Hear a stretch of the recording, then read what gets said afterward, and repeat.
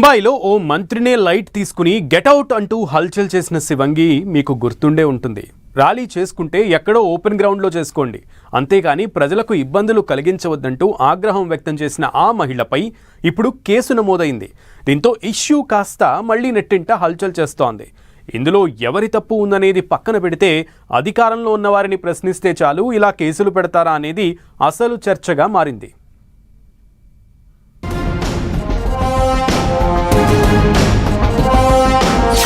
जन आक्रोश rally शिवंगिला तिरगबडिना lady मैदान में जाके बोलिए ट्रैफिक को रोकते नहीं, okay? Get out of here. Worli Mumbai police station लो केसु नमोदु.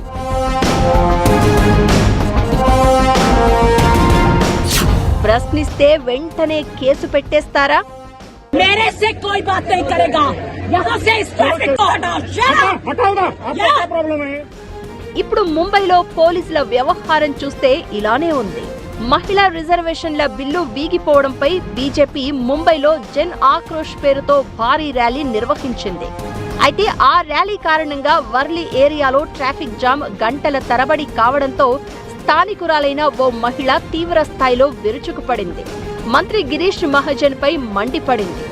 గెట్అవుట్ అంటూ ఆగ్రహంతో కేకలు వేసింది.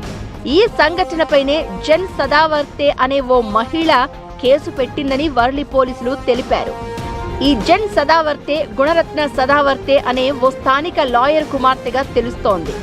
జన్ సదావర్తే ఇచ్చిన కంప్లైంట్లో ఈ లేడీ ప్రవర్తన కారణంగా పబ్లిక్ లో డిస్టర్బెన్స్ ఏర్పడిందని, ర్యాలీని అడ్డుకున్నదంటూ పేర్కొనడం గమనార్హం.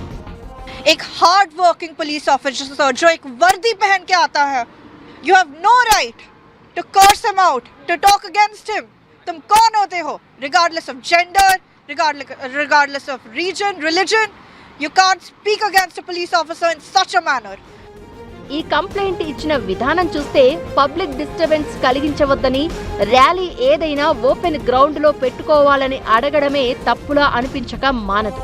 ప్రజా ప్రతినిధులను, పోలీస్ అధికారులను ఈ మహిళ అవమానించిందంటూ భారతీయ న్యాయ సంహితలోని 221, 132, 352, 353 సెక్షన్ల కింద కేసు పెట్టాలని ఫిర్యాదులో ఉంది.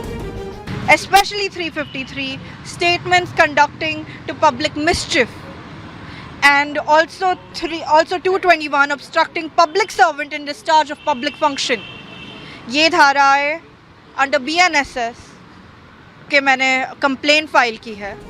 అయితే అంతకుముందు ఈ సంఘటనలో అసలు బాధితుడిగా మారిన మంత్రి గిరీష్ మహాజన్ మాత్రం ఆ మహిళ ఆగ్రహంలో కొంతవరకు న్యాయం ఉంది, కానీ మరీ ఆమె వాడిన పదజాలం మాత్రం సహింపలేనిదిగా ఉందన్నారు.